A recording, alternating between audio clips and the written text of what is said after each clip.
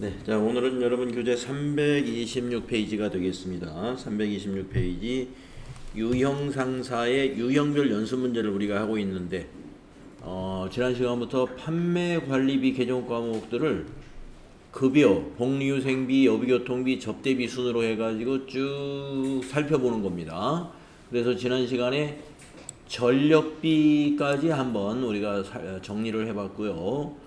자, 이번 시간에는 9월 14일 이 거래부터 한번 판매관리비 어떤 개정 과목들이 있는지 알아보도록 하겠습니다. 자, 영업부에서 사용 중인 상품 운송용 트럭에 대한 자동차세. 네. 자, 우리가 트럭 또는 승용차, 뭐 승합차 할 거 없이 이런 차량을 보유하고 있으면은 차량 보유에 따른 세금을 내죠. 보유세라고 하는데 그게 이제 자동차세라고 하는 세금입니다.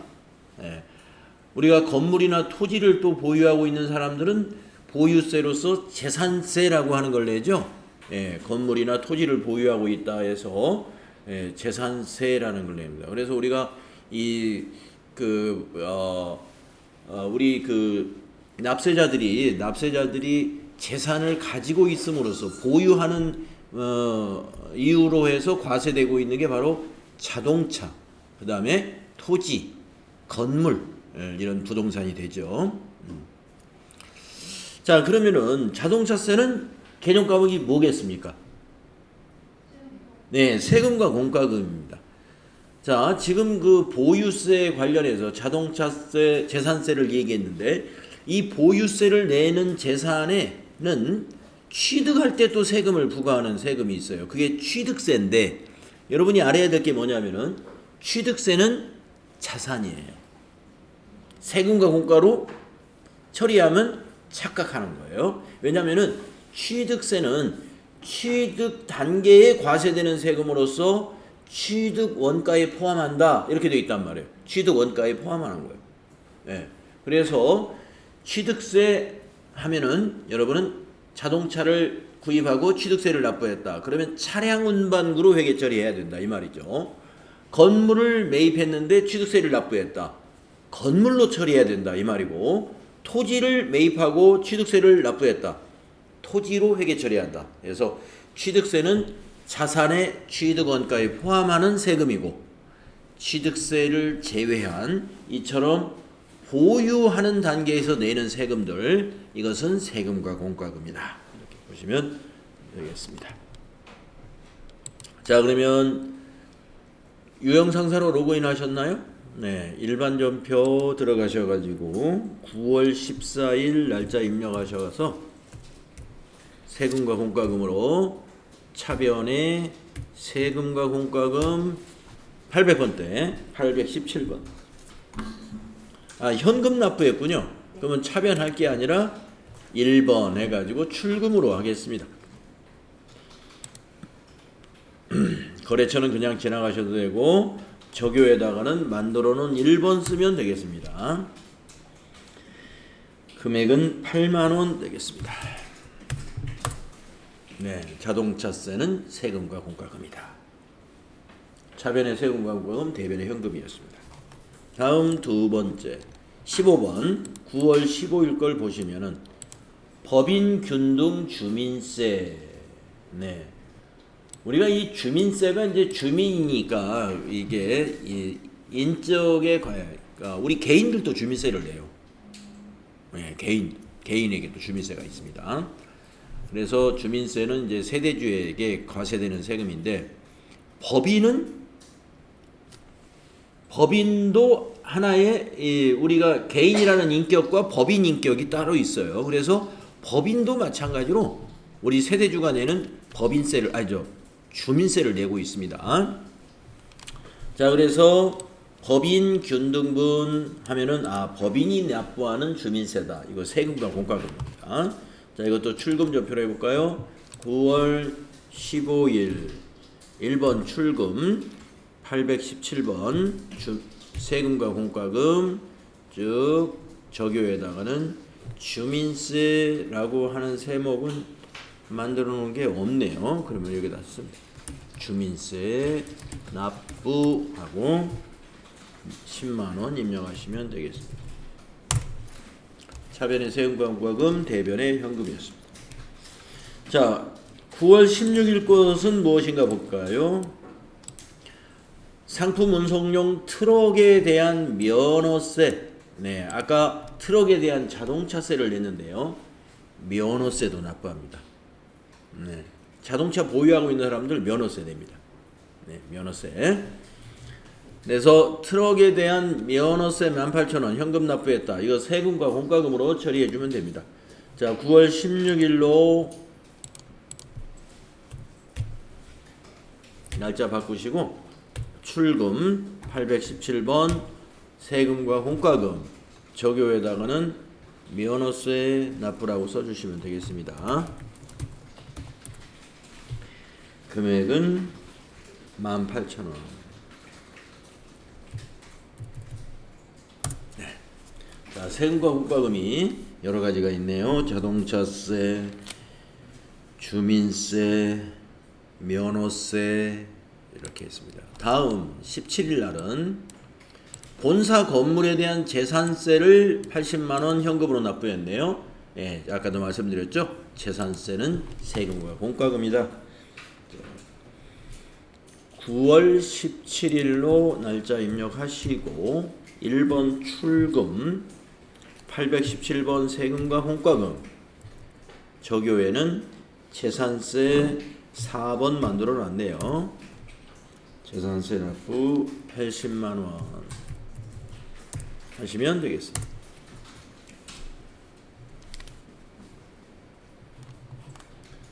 네. 자, 참고로 지금까지 쭉 나온 것들이 있잖아요. 자동차세, 주민세, 면허세, 재산세 14번부터 17번까지 개념과목이 다 세금과 공과금으로 갔습니다. 네, 또 참고로 여러분들을 우리 세금은요. 과세가 징수 주체가 어디냐? 그러니까 어디 누가 징수했느냐에 따라서 국세, 지방세, 관세 이렇게 세 가지로 구분하거든요. 국세는 국가가 징수하는 세금. 지방세는 지방자치단체가 징수하는 세금. 관세는 세관장이 징수하는 세금이죠. 그러면 이 세금은 세 개 중에 어디에 해당될 것 같습니까? 지방세. 네, 지방세입니다. 지방세. 그래서 우리가 거주하고 있는 지역, 만약에 이천시다 그러면 이 세금들은 다 이천시에서 이천시장이 이름으로 징수하게 되죠. 그래서 지방세입니다. 지방세. 요즘에 용산에서 부동산과 관련된 세금, 뭐 상속세 세율이 낮아져야 된다고 발표를 한 내용이 좀 있고, 그 다음에 종합부동산세, 그것을 없애야 된다, 뭐 이런 이슈를 던졌는데 지방자치단체는 불만이 많을 거예요. 왜 그러냐면 그렇습니다. 그게 두 개가 다 지방세입니다. 지방세. 지방세라는 것은 국고에 들어가지 않고 그 세금은 오롯이 이천시가 징수해가지고 이천시가 쓰는 거예요. 수원시가 징수해서 수원시가 쓰는 거고, 그런데 그 세금이 많이 줄겠죠. 그렇게 되면. 근데 또 지방은 또 지역은 따지고 보면은 종합부동산세에 해당되는 사람이 이렇게 많지 않아요. 제일 아마 차이가 나는 세수가 줄어드는 지역은 우리나라에서는 아마 서울이 될 겁니다. 그렇기 때문에 이제 지방자치단체라 해도 서울시장이 가만히 있으면 그냥 통과가 되겠죠. 자, 지방세, 국세 이런 것의 구분을 잘 해놓고 그런 어떤 그 흐름을 가만히 보시면은 지금 이런 걸 이슈를 던졌을 때 어디가 뭐라고 하겠는가 이런 것들을 여러분이 그 관찰을 해보면 아주 흥미가 있습니다. 자, 18번 보겠습니다. 9월 18일 상공회의소 회비 5만 원을 현금으로 납부했습니다. 그랬는데요. 우리가 지금 여기 17번까지가 지금 세금과 공과금이었는데 이 세금과 공과금이 앞에서 수도광열비가 수도요금, 전기요금, 난방요금을 모아서 수도광열비로 사용을 했다고 그랬잖아요. 마찬가지로 지금 세금과 공과금이다 그러면 세금 플러스 공과금이에요. 세금 플러스 공과금. 네. 그래서 우리가 공과금이라고 하면 굉장히 좀 포괄적이죠. 우리가 내는 그러면 수도요금도 수도국에서 이렇게 징수하니까 공과금 성격이 있는 거예요. 수도요금. 전기요금도 마찬가지. 그러나 그건 공과금으로 보지 않아요. 왜냐? 수도광열비 따로 있습니다. 네, 수도광열비 따로 있으니까. 그러니까 수도광열비로 처리되는 또 통신비로 처리되는 그러한 요금 말고 나머지 공과금은 세금과 공과금으로 본다. 이렇게 보시면 됩니다. 자, 그러면 상공회의소 회비를 한번 따져보면은요. 상공회의소라는 경제단체 가입을 하면은 그 회원 회사가 매년 연회비를 내거든요. 이런 것은 공과금이라고 볼 수가 있어요. 세금과 공과금. 상공회의소라는 단체는 경제단체이면서 법정단체라고 합니다. 법정단체. 법률에 의해서 설립된 단체예요. 그래서 이것은 세금과 공과금으로 처리해요. 근데 참고로 만약에 우리 회사 대표이사가 서울대학교를 졸업했어요. 그래서 서울대학교 동창회비를 대표이사가 회사 경비로 내고 있다고 가정을 해봅시다. 그럼 동창회비를 공과금이라고 할 수 있나요? 횡령. 따지면 잘못하면 횡령이 될 수도 있어요. 그런데 회사가 내준 걸로 횡령까지 안 간다 하더라도 만약에 그걸 비용 처리를 한다면 세금과 공과금으로는 하면 안 되고 다른 비용으로 처리해야 돼요. 다른 비용. 이건 세금과 공과금의 성격이 아닙니다. 그런 것들은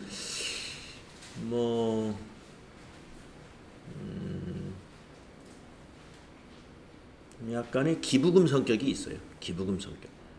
그렇다고 기부금 세액공제는 못 받아요. 기부금 세액공제를 받거나 그러죠. 하여튼 기부금으로 처리할 수 있으면 회사는 비용 처리가 가능하니까 우리 개인 같으면 세액공제 따지지만 법인은 세액공제가 아니고 회사 경비로 처리하는 거니까 기부금으로 처리할 수 있으면 처리하면 됩니다. 자, 상공회의소 회비 이와 같은 법정단체의 회비는 세금과 공과금으로 본다. 세금과 공과금. 자, 그러면 9월 18일 거 입력하겠습니다. 9월 18일 출금전표 817번 세금과 공과금 적요에다가는 상공회의소 회비라고 입력해 주시면 되겠네요. 상공회의소 회비 5만원. 다음에 이제 여러분이 가끔 나오는 겁니다. 인지. 우리가 계약서 같은 거를 작성하면은요, 개인들도 계약서를 언제 쓸까요? 만약에 아파트 건설회사하고 이번에 분양하는 아파트를 우리가 사가지고 새 아파트를 계약을 맺었어요. 이 계약서를 작성하거든요. 그러면 이제 그 아파트의 분양 사무소에서 계약서를 쓴 다음에 거기서 뭐라고 하느냐면은 우체국이나 이런 데 가가지고 인지를 얼마짜리 사야 됩니다. 이렇게 안내를 합니다. 그러면 인지를 산다는 말이 뭐냐면 인지세를 내라는 얘기예요. 인지세를 안 내면은 어떤 그런 문제가 있습니까? 이렇게 물어보면은 뭐라고 답변하냐면 나중에 그 저기 뭐예요? 우리 아파트가 계약금 뭐 중도금 해가지고 맨 마지막에 이제 잔금 내고서 그 건설회사로부터 개인에게 이제 명의를 양도해야 되잖아요. 명의 이전을 해야 되는데 명의 이전이 안 돼. 인지세를 안 내면 그 계약서가 계약서를 인정을 안 해주는 거예요. 그 계약서 작성에 대한 인지세까지 납부해야 그 계약서를 정부에서 인정하겠다. 국가가 이거는 실제 거래로 본 수 있는 계약서다 이렇게 인정이 되는 셈이죠. 그래서 인지세가 없으면은 명의 이전이 안 되는 거예요. 자, 아무튼 정부에서 계약서 같은 거에 인지세를 과세하는 방법으로서 인지라는 것을 구입하도록 하고 있습니다. 인지를 얼마 이상 거래에서는 얼마, 또 얼마 이상은 얼마 이렇게 정해져 있어요. 그래서 뭐 5억짜리 아파트다. 그러면 인지세가 얼마? 3억짜리 아파트는 인지세가 얼마? 이렇게 정해져 있다고 보시면 되겠습니다. 자, 그래서 10만 원. 자, 인지는 세금이다. 이렇게 보시면 되겠습니다. 출금전표로 세금과 공과금 처리하면 돼요. 자, 9월 19일 출금 817번 세금과 공과금 저교에는 6번 만들어 놨네요. 6번 인지 구입대금 납부 10만원 하시면 되겠습니다.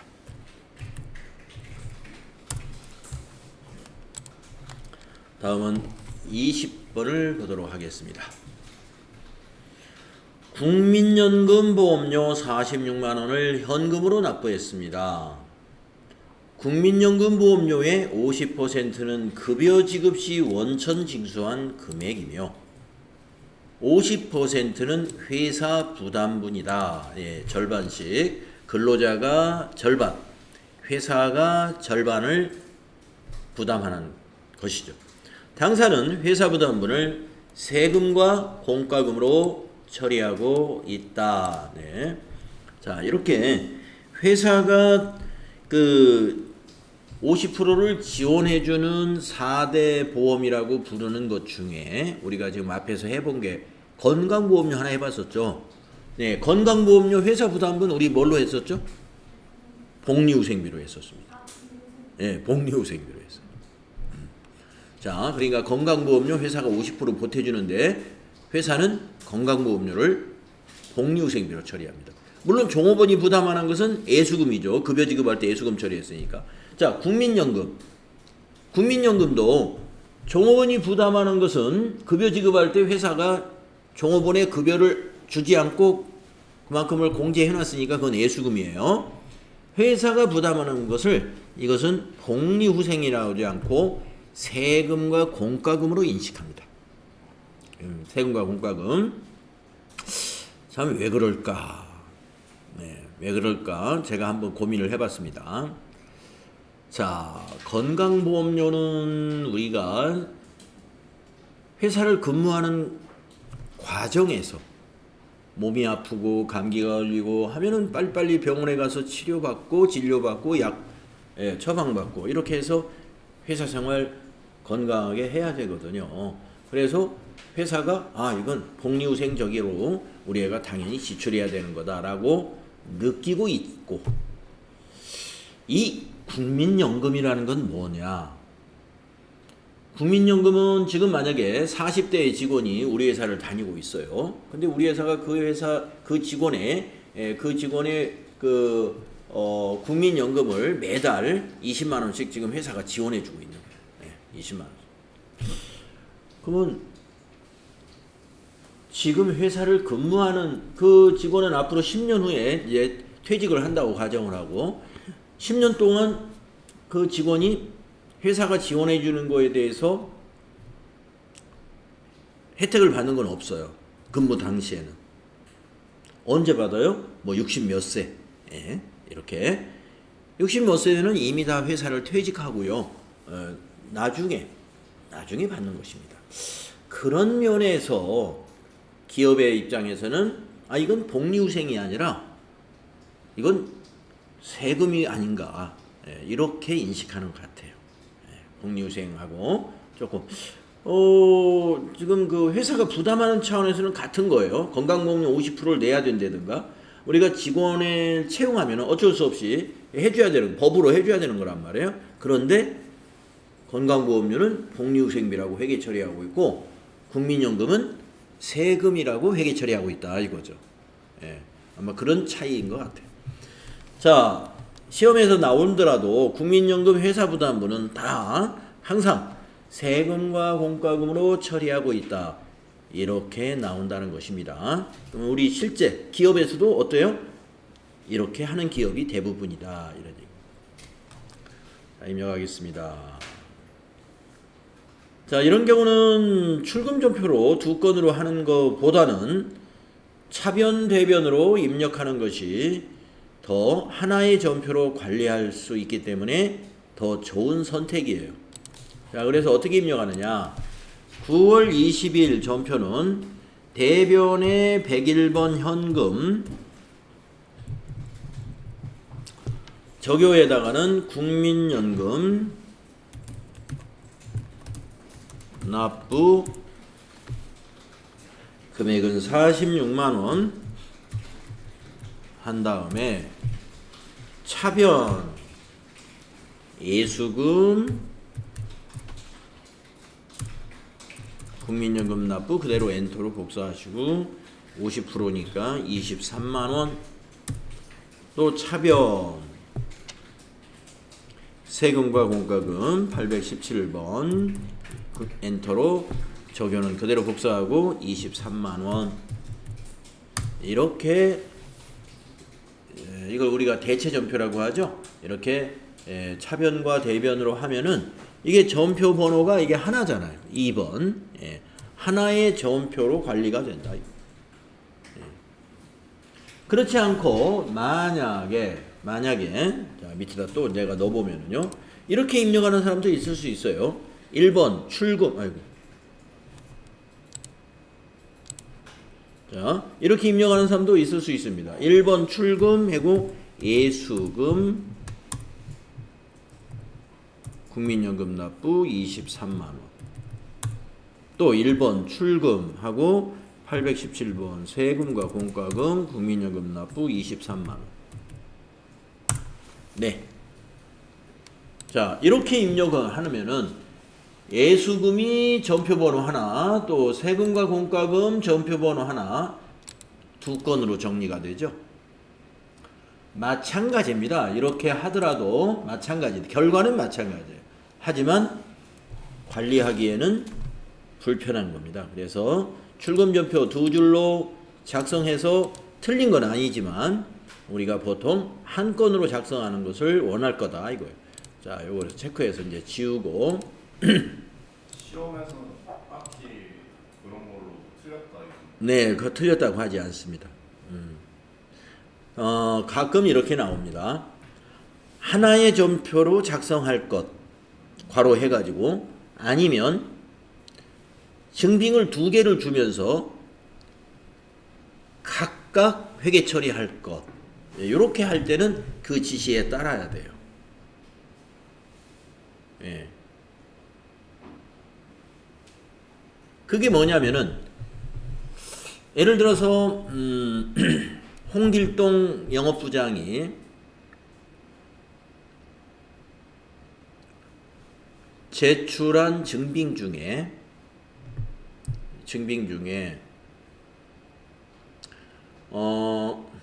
출장을 다녀오면서 승용차에 기름을 넣은 신용카드 매출전표 하나 받아왔어요. 5만원짜리. 네, 날짜 똑같아요. 네, 똑같은 6월 19일. 네. 그리고 또 하나는 출장 다녀오다가 식사한 식당에서 받아온 신용카드 매출전표 3만원짜리 받아왔다고 보겠습니다. 자, 그러면 5만원, 3만원 하나는 차량 유지비는 5만 원짜리. 차에 기름 넣은 거. 그 다음에 밥 먹은 거, 여비교통비. 예, 여비교통비는 3만 원 이렇습니다. 자, 이것을 가로 열고 문제를 내기를 각각 회계 처리하시오. 이렇게 문제를 냈어요. 그러면 이건 두 건의 전표로 하라는 거예요. 무슨 얘기냐? 차변에 차량 유지비 5만 원, 대변에 미지급금 5만 원. 또 하나, 차변에 여비교통비 3만 원, 대변에 미지급금 3만 원. 이렇게 하라 이런 말이고, 그것이 아니라 하나의 전표로 처리할 것, 이렇게 별도로 지시를 했습니다. 그러면은 두 개를 합쳐서 대변에 미지급금 8만 원, 차변에 차량 유지비 5만 원, 차변에 여비교통비 3만 원 이렇게 하라 이런 얘기죠. 그래서 문제에서 하나로 해라, 각각 해라 이렇게 지시를 할 때는 그 지시에 따르는데 아무 말이 없으면은 어떻게든 다 맞는 거예요. 다음에 21번 보면은요. 강남 빌딩의 9월분 임차료 100만원 중에서 70만원은 현금으로 지급하고 나머지는 다음 달에 지급하기로 했다. 자, 원래 월세가 100만원이군요. 그런데 70만원밖에 돈이 안 되어가지고 이번 달에 9월달 월세 임차료를 70만원 납부하고 30만원은 다음 달 월세 줄 때 같이 주겠습니다. 이렇게 했다는 거예요. 자, 그러면 여러분 임차료를 100만원으로 해야 맞을까요? 임차료 70만원으로 해야 맞을까요? 100만. 네, 100만원으로 해야 됩니다. 네. 임차료 100만원, 정해진 100만원을 비용 발생시켜 주는 거예요. 자, 그러면 어떻게 입력하는 것이냐? 자, 9월 21일 날짜 바꾸시고요. 차변의 임차료. 자, 800번대 임차료 써야 되니까 819번이에요. 거래처는 안 넣어도 됩니다만은 참고로 여기에다가 뭐 강남 빌딩 하나 써주고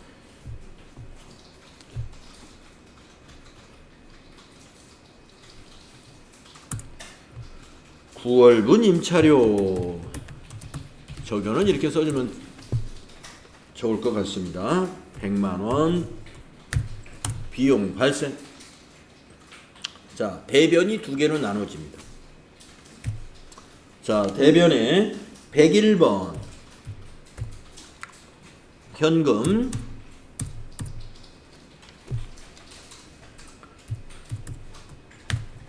70만원. 자, 대변에 나머지 30만원은 무슨 계정 과목으로 해야 될까요? 미지급금. 아직 우리가 지급하지 않은 부채 미지급금. 네, 미지급금입니다. 미지급금.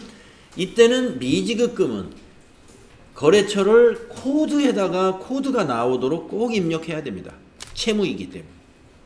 그래서 여기다가는 강남 빌딩 40231 금액은 30만원 이렇게 입력합니다.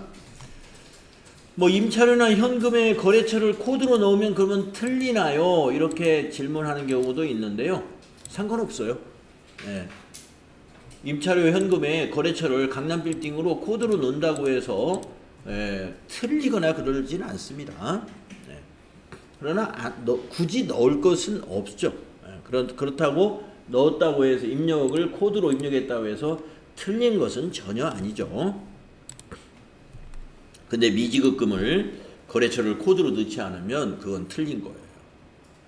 거래처 원장이 틀리게 되니까.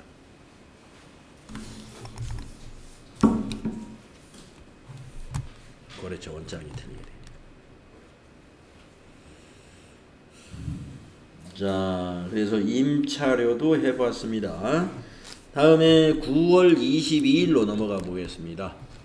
사무실 에어컨을 수리했군요. 그래서 9만 원을 현금으로 지급했습니다. 라는 내용인데 괄호 열고 수익적 지출로 회계 처리할 것 이랬습니다. 그러면 만약에 수익적 지출이 아니라 그럼 뭐가 또 있을 수 있을까요? 문제를 바꾸는 방법. 수익적 지출로 문제를 안 내고 어떤 문제를 낼 수 있을까요? 자본적 지출로 문제를 낼 수도 있죠.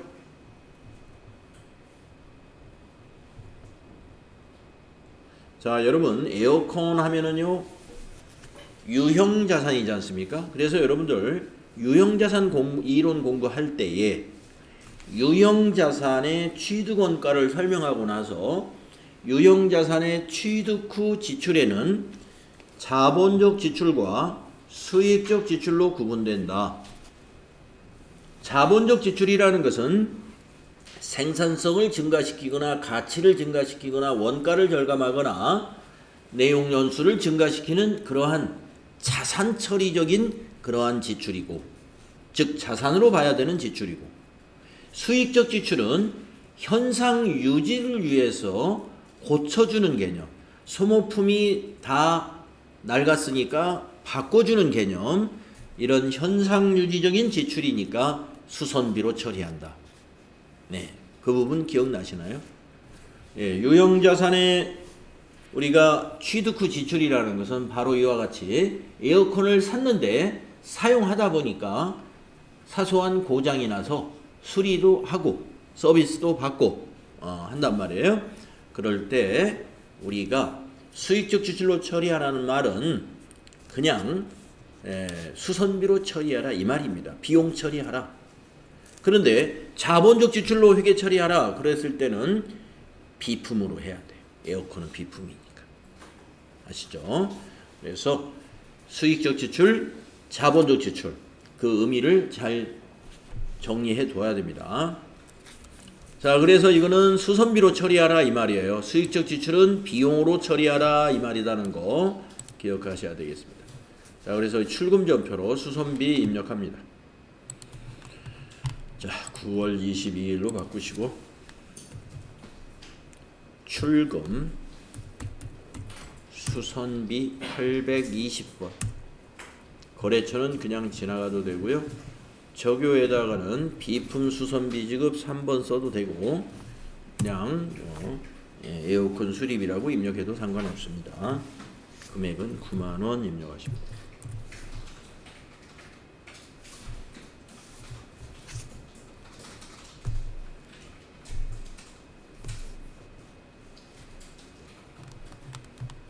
다음 문제 보겠습니다. 9월 23일 상품 보관용 창고에 대한 화재보험을 삼성화재에 가입을 하고 보험료 120만원을 현금으로 지급하였다라고 했습니다. 그런데 괄호 속에 비용으로 회계 처리할 것이라고 그랬어요. 이것도 여러분이 그러면 비용으로 회계 처리하고 하라고 하는 거 외에 또 무슨 문제를 낼 수 있냐 하면은 자산으로 회계 처리할 것 이렇게 문제를 낼 수도 있습니다. 그래서 비용으로 회계 처리할 것 하므로 개념 과목을 보험료 쓰시면 돼요. 보험료가 비용이니까. 그런데 자산으로 회계 처리하라 그러면은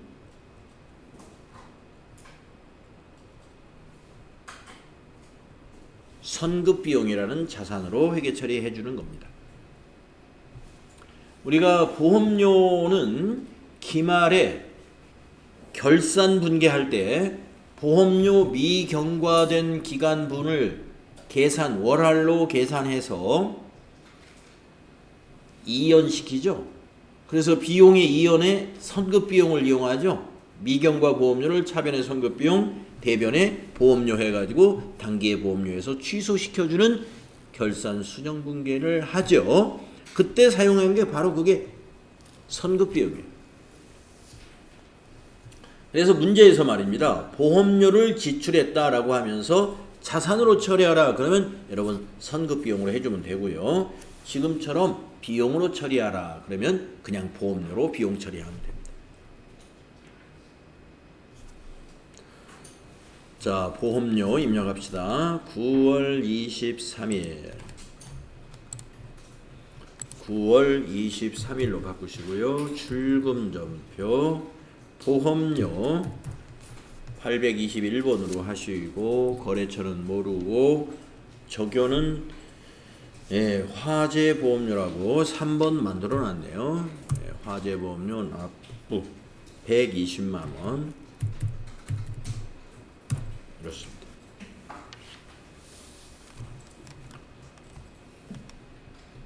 비용 처리하라 그러면 보험료, 자산 처리하라 그러면 선급비용. 다음 문제 보면은요. 9월 24일 영업용 승용차에 엔진오일을 보충했습니다.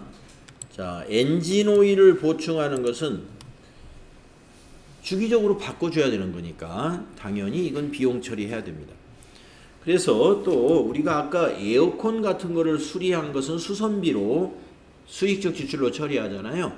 그런데 차량은 이 타이어를 마모가 되어서 교체했다든가 지금처럼 엔진 오일을 교환했다든가 이런 것은 수선비가 아니고 차량 유지비로 처리해요.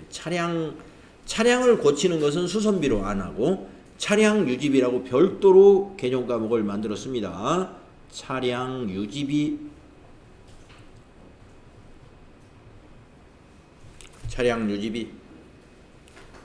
수선비하고 구분해야 돼요. 차 고치는 건 차량 유지비입니다.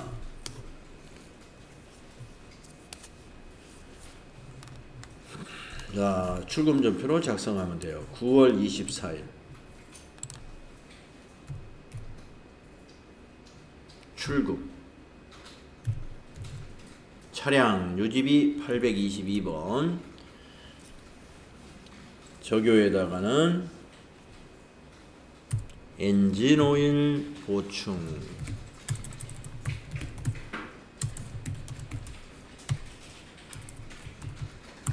금액은 4만원 쓰시면 되겠습니다.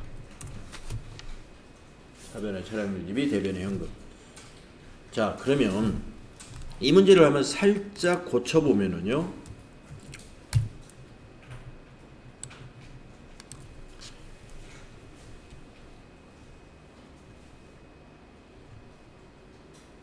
엔진을 교체했다. 이렇게 문제를 한번 고쳐보고 금액은 400만원이 들어갔다라고 한번 해볼까요? 차량 유지비라고 하면 적당할까요? 네. 차량 운반구. 예. 그건 이제 무슨 차이가 있는 거냐면, 자, 우리가 이제 차량 같은 걸 보면요. 엔진이다 그러면 차량의 핵심적인 부품이죠. 예. 엔진이 새 것이고, 차의 그 외관이 깨끗하면 새 차나 마찬가지예요. 새 차나. 그러면 새 엔진으로 교체했다 이 말이에요. 그러면 이제 이 차가 이제 한 5년 정도, 10년 정도 타가지고, 엔진이 이제 그 성능이 다 되어서 성능이 떨어지니까 새 엔진을 바꿨다는 거예요. 그거는 뭐에 해당이 되냐면, 더 쓰겠다는 거예요. 차를 더, 기간을 연장해서. 그러니까 내용 연수의 연장에 해당될 수가 있습니다. 반드시 그런 건 아니지만, 엔진을 수리할 수는 없어가지고, 중고 엔진이 지금 고장이 나버렸는데, 새 차 살 여력은 안 되고, 그래서 폐차장에 있는 동일한 차량을 찾아가지고 중고 엔진으로 바꿨어요. 그거는 수선비로 처리할 수도, 그건 차량 유지비로 할 수도 있습니다. 그런 정도라면은, 그냥 중고로 바꾸는 거. 근데 새 엔진으로 교체했다. 이 정도는 우리가 자본적 지출로 볼 수 있어요. 자본적 지출로. 그래서 차량의 엔진 교체 이런 것들은 자본적 지출로 봐가지고 차량 운반구라는 자산으로 처리하는 게 적당한 거예요. 자, 25 읽어보겠습니다. 경기상사에 판매 상품 샘플을 발송하면서 퀵서비스 비용 2만 원을 현금으로 지급했다. 자, 우리가 퀵서비스 이용하는 게 그 대상이 뭐냐가 중요해요. 자, 퀵서비스로 뭘 배달했느냐, 뭘. 서류를 배달했느냐? 그러면 통신비. 서류 배달했습니다. 통신 수단이에요, 그게. 그런데 보니까 상품을 발송했어요. 상품. 그래서 상품을 발송했으면 운반비로 보는 거예요. 예, 운반비. 예. 그래서 운반비라고 하는 판매관리비 개념 과목이 있습니다. 자, 출금 전표로 작성하면 됩니다.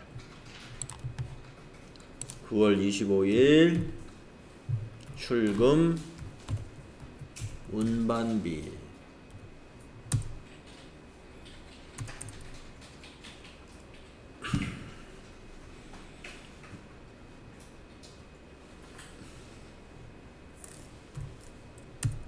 금액은 2만 원. 택배를 이용하는 것도 마찬가지인데요.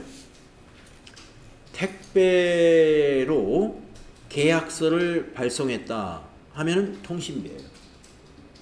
거래처에 계약서를 택배회사를 통해서 발송했다는 거예요. 통신비. 그런데 상품을 보냈다. 운반비. 네, 운반비. 네, 퀵서비스도 상품을 발송했는가, 서류를 발송했는가를 판단하셔가지고 서류를 보냈다 그러면 통신, 상품을 보냈다 그러면 운반비가 되겠다. 다음 9월 26일 거 보겠습니다. 신입사원의 실무 능력 향상을 위한 외부 유탁교육을 실시했네요. 교육비 30만 원을 현금으로 지급했다. 이것도 출금 전표인데, 자, 이건 개념 과목이 뭘까요? 교육시키는 거. 예, 교육훈련비라고 하는 판매관리비 있습니다. 교육훈련비 입력하시면 됩니다.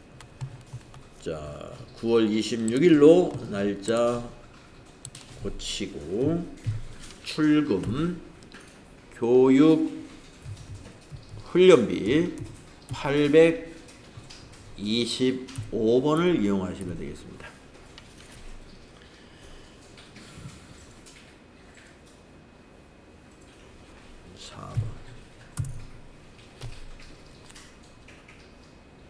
$30만원.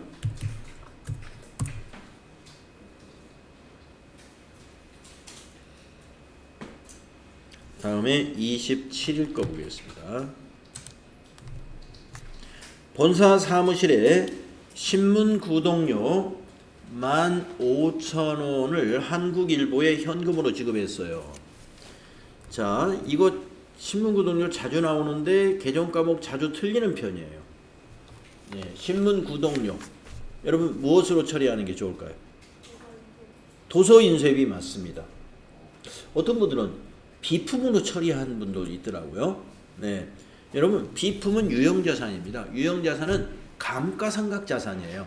감가상각자산이라는 게 뭐냐면 비용을 일시에 처리하지 않고 내용연수 동안 사용 가능한 기간으로 나누어서 비용 처리하는 게 그게 유형자산입니다. 여러분이 신문을 비품으로 처리했다는 말은 이 15,000원을 몇 년으로 나누어서 비용 처리하겠다 이런 거거든요. 말이 안 되죠. 그냥 이거는 단기의 비용 한꺼번에 처리하는 거죠.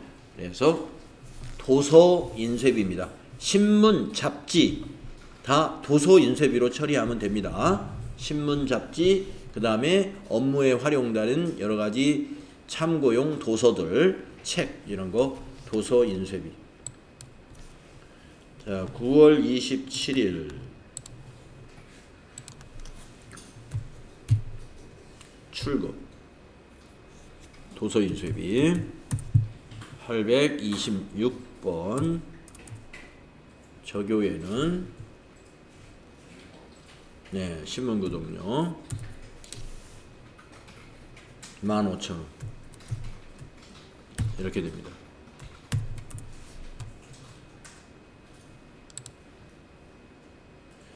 자, 여기 적요를 보시고 도서 인쇄비로 처리할 수 있는 적요들을 한번 쭉 살펴봐 주시기 바랍니다.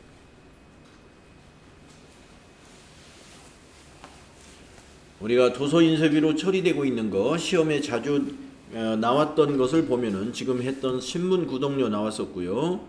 명함 인쇄비 이런 거 출제된 적 있고요. 도서 대금도 당연히 나오고요. 신문 구독, 도서 대금, 그 다음에 명함 인쇄 이런 것이 시험에 나온 적이 있었습니다. 모두 도서 인쇄비로 처리하는 내용들이에요.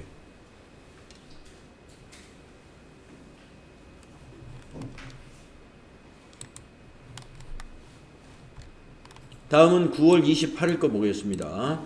사무실에서 사용할 사무용 소모품 10만원을 현대문구에서 구입하고 대금을 현금으로 지급했습니다.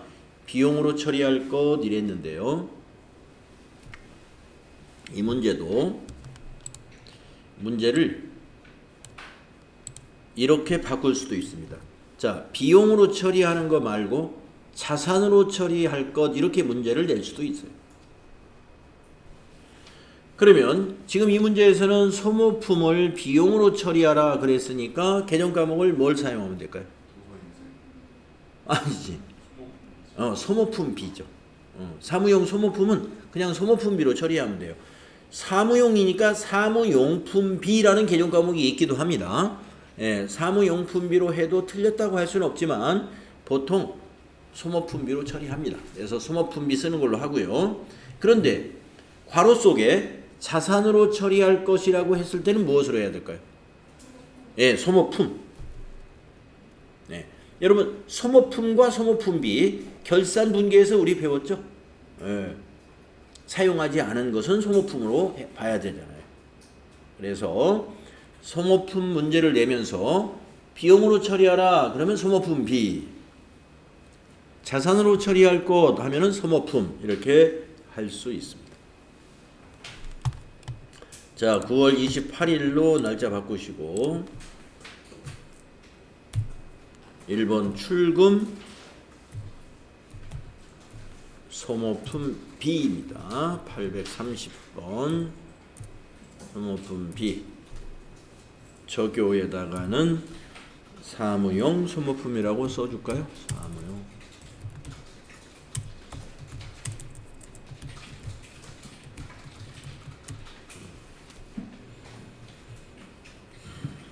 10만원. 10만원. 다음 29일 걸 보겠습니다. 당사의 장부 기장을 의뢰하고 있는 세무사 사무소에 장부 기장 수수료 50만원을 서울은행 보통예금 계좌에서 이체하여 지급했어요 하는 거입니다. 자, 대변에 보통예금이겠죠. 보통예금에서 지급했으니까. 자, 장부 기장 수수료라고 했어요. 여기에 맞는 개정 과목이 판매관리비 중에 뭐가 있을까요? 수수료, 비용. 옛날에는 지급 수수료라고 했었는데 지금은 지급 수수료라는 개정 과목 대신에 수수료, 비용이라는 개정 과목을 씁니다. 자, 수수료 비용 처리해 주면 됩니다. 자, 9월 29일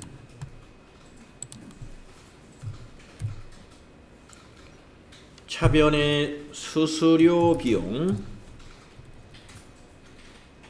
831번이죠. 판매관리비니까.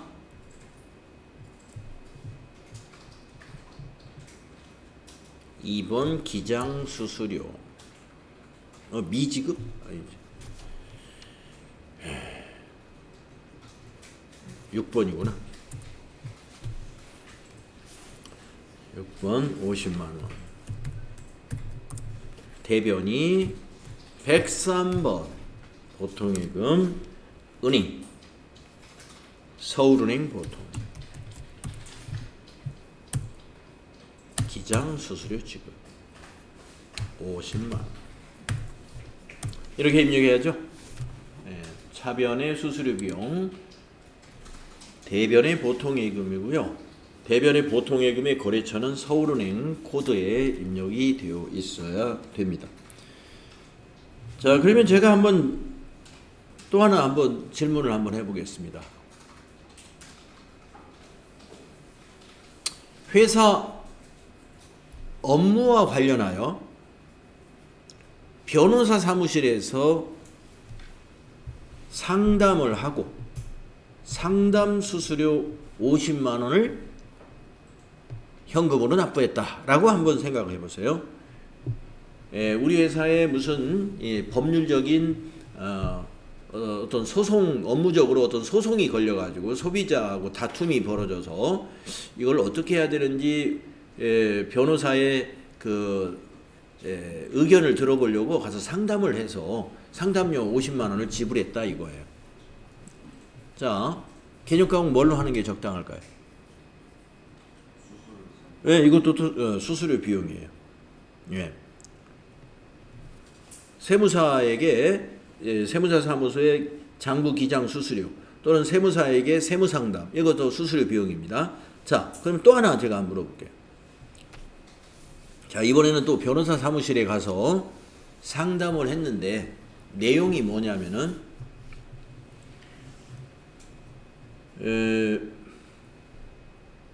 회사를 이전하려고 어느 지방에다가 토지를 매입하는데 그 토지 매입과 관련된 법률적인 문제가 발생해서 그 토지 매입에 관한 법적인 문제를 상담했어요. 토지와 관련해서.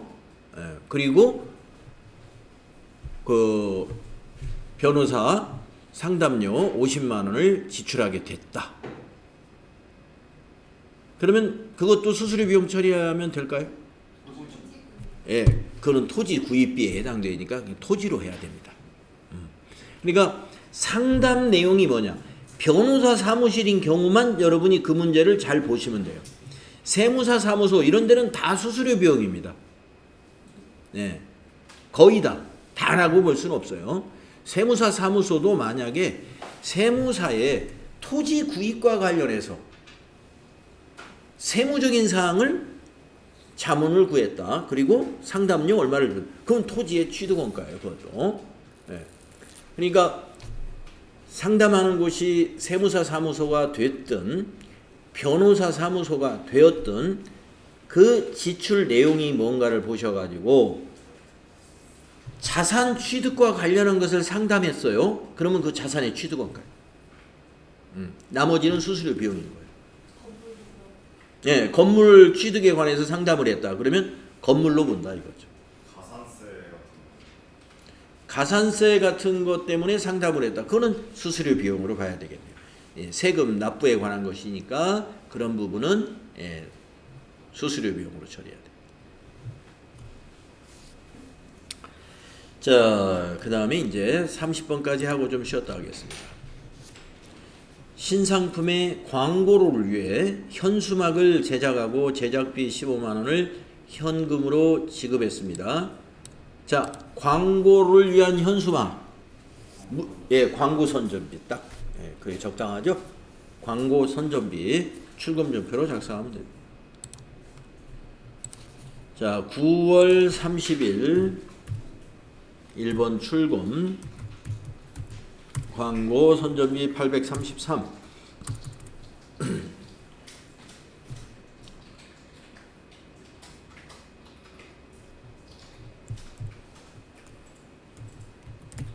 현수막 제작이라고 뭐 타자하시는 적당하게 쓰시면 돼요.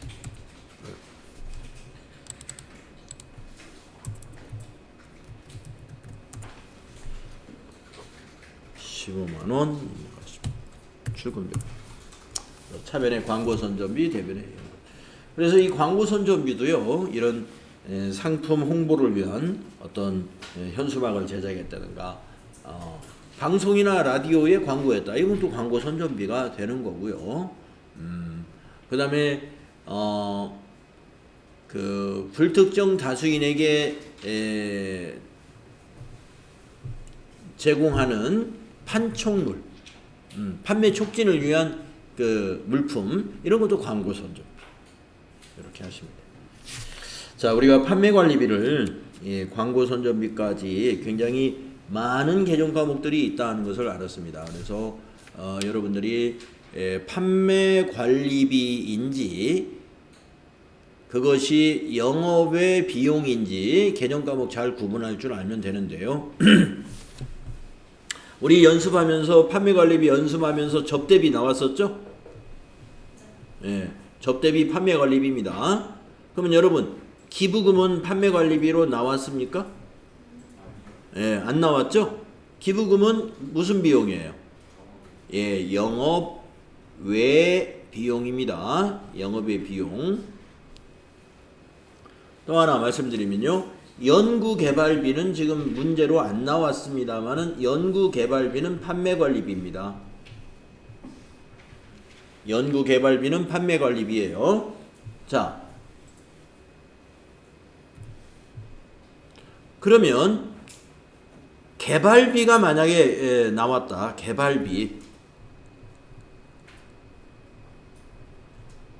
자, 이 개발비는 판매관리비인가요? 뭔가요? 예, 자산이에요. 맞아요. 개발비가 B자가 붙어가지고 꼭 비용처럼 느낌이 와죠. 네, 거기에 속아 넘어가면 안 돼요. 개발비는 비용 자체가 아닙니다. 영업의 비용도 아니고 판매관리비도 아니고 매출 원가도 아닌 거죠. 이것은 자산입니다. 무형 자산. 네, 자, 좀 쉬었다가 다음 시간에 기타 거래를 가지고 연습하겠습니다.